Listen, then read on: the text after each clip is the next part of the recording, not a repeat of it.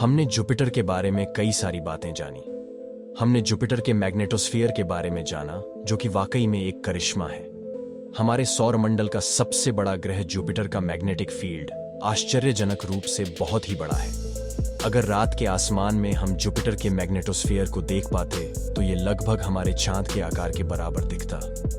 लेकिन यहाँ सवाल ये था कि आखिर उस गैस के गोले का इतना बड़ा मैग्नेटिक फील्ड कैसे हो सकता था कि जुपिटर पूरी तरह खोखला नहीं है। इस प्रश्न के जवाब के लिए हमें के इसके अंदर जाना था, और इसी मिशन के लिए साल 1939 को भेजा गया था स्पेसक्राफ्ट को जुपिटर के पास। तो चलिए शुरू करते हैं। आज के इस एपिसोड को जुपिटर के बादल दिखने में काफी आकर्षक और रंग बिरंगे हैं, परंतु इनके रूप से धोखा मत खाना। ये दिखने में जितने सुंदर है, असलियत में उतने ही खतरनाक और जानलेवा है।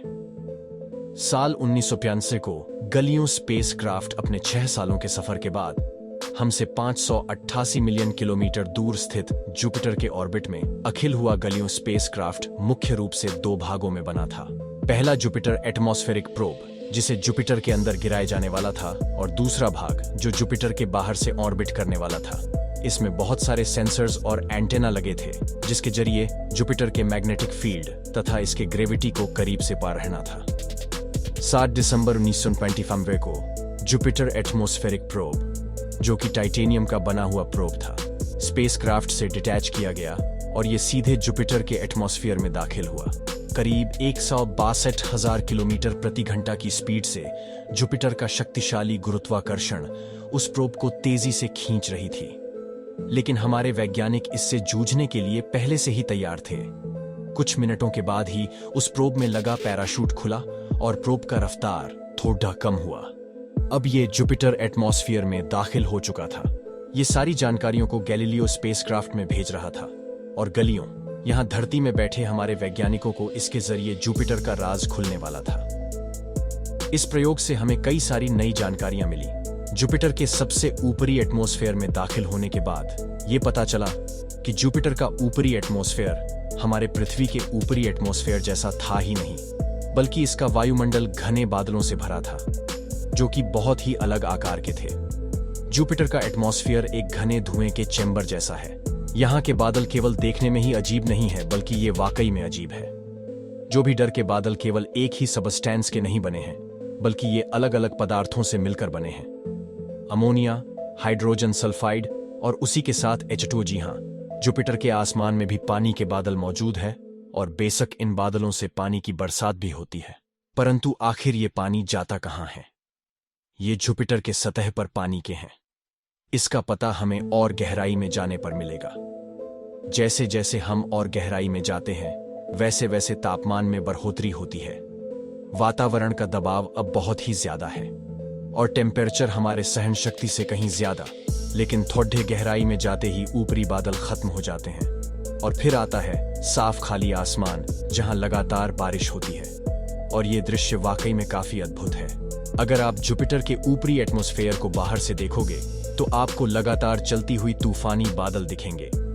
ये ऊपरी बादल अमोनिया से बनी है, जो जुपिटर के इक्वेटर के समानांतर अलग अलग जोनल बैंड के रूप में लगातार अल्टरनेट डायरेक्शन में बह रही है। इन तूफानी बादलों को जेट्स कहा जाता है। ये बैज ऑल्टरनेट कलर के हैं। गहरे रंग के बैंड्स को कहा जाता है और हल्के रंग के बैंड्स को जोन्स कहते हैं। तो हम जुपिटर के अंदर थे। जुपिटर का ऊपरी एटमॉस्फेयर खत्म होने के बाद नीचे आपको केवल जलवास यानी वाटर वेपर मिलेंगे, जो लगातार ऊपर की ओर जा रही है। परंतु ऐसा क्यों? दरअसल जुपिटर के गहराई में टेम्परेचर और प्रेशर लगातार बढ़ता है। जितनी गहराई उतनी ही अधिक गर्मी। ये तापमान इतनी अधिक है कि बारिश के पानी की बूंदें नीचे तक जा ही नहीं पाती। ये आसमान में ही गर्म होकर भाप में बदल जाता है। इसलिए जुपिटर के 17 में होश नहीं हो सकता था। लेकिन जुपिटर एटमॉस्फेरिक प्रोब ज्यादा गहराई तक नहीं जा पाया। करीब 126 किलोमीटर गहराई तक जाने के बाद भी इसे कोई सॉलिड सरफेस नहीं मिला, और यहां तक पहुंचने के बाद हमारा प्रूफ भी हमारे कंट्रोल से बाहर हो गया।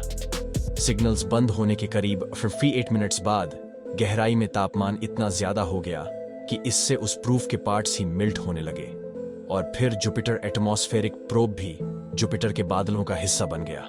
बेशक हम ज्यादा गहराई तक नहीं जा पाए थे, लेकिन इस प्रूफ के जरिए हमें पता चला कि जुपिटर में चलने वाले तूफान तथा इसके एटमॉस्फेयर का टर्ब्यूलेंस वैज्ञानिक के अनुमान से कहीं ज्यादा थी।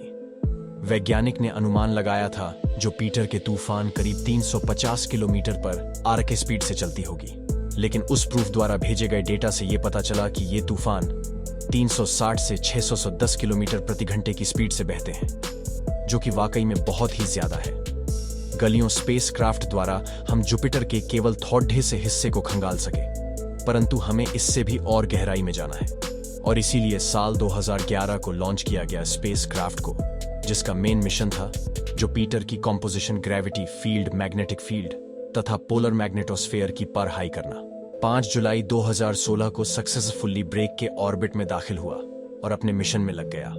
जुनून के जरिए हमने जुपिटर को काफी करीबी से बारीकी से देखा। में कोई लैंडर नहीं लगाया गया था, बल्कि ये जुपिटर के ऑर्बिट में रहकर ही इसकी पढ़ाई कर रहा है। इसके द्वारा भेजे गए डेटा ने वैज्ञानिकों के डाउट्स को काफी हद तक हल किया, और हमें यह पता चला कि जुपिटर का असल में कोई सॉलिड सरफेस है ही नहीं, लेकिन ये अंदर से खोखला भी नहीं है। दरअसल इसके गहराई में एटमॉस्फेयर के खत्म होते ही सीधे एक लिक्विड कोर की शुरुआत होती है। जुपिटर के लिक्विड कोर का तापमान करीब 700 डिग्री सेल्सियस है, और यहाँ का प्रेशर इतना अधिक है कि हाइड्रोजन के आइटम्स नॉर्मल से हटकर एक खास अवस्था में बदल जाता है, जिसे हम कहते हैं मेटालिक हाइड्रोजन। हाइड्रोजन का ये फेस एक इलेक्ट्रिकल कंडक्टर की तरह बिहेव करता है, और जुपिटर का यही मेटालिक हाइड्रोजन कोर जुपिटर के मैग्नेटोस्फेयर का वजह है। जुपिटर के तेज की वजह से इस पर कभी सॉलिड सरफेस नहीं बन पाया, परंतु वैज्ञानिक ये मानते हैं कि के मेटालिक हाइड्रोजन कोर के नीचे यानी जुपिटर के सेंटर में रॉक एंड आइस कोर है, जहां का तापमान अविश्वसनीय रूप से करीब 700 डिग्री सेल्सियस है। जुपिटर हमारे सौरमंडल का सबसे बड़ा और सबसे अनोखा ग्रह है, और एक बड़े भाई की तरह जुपिटर हमेशा से ही हमारा रक्षा करता आ रहा है। तो जुपिटर के सहयोग के लिए एक लायक करना तो बनता है। तो ये जानकारी आपको कैसी लगी, हमें कमेंट सेक्शन में जरूर बताएं, और हाँ, वीडियो को लाइक और शेयर करना बिल्कुल ना भूलें। जल्द मिलते हैं आपसे अगले वीडियो में। तब तक के लिए आप सबका इस वीडियो में रहने के लिए दिल से धन्यवाद। जय हिंद, जय भारत।